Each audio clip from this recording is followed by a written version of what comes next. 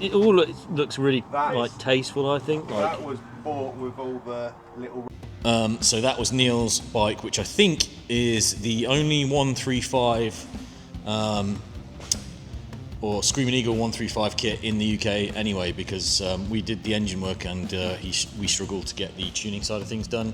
The guys at BSD managed to sort it out, I think, using the Thundermax kit. So, but anyway, that's it. That was him seeing it for the first time, starting it for the first time, and hearing it for the first time. So I hope you guys enjoyed that.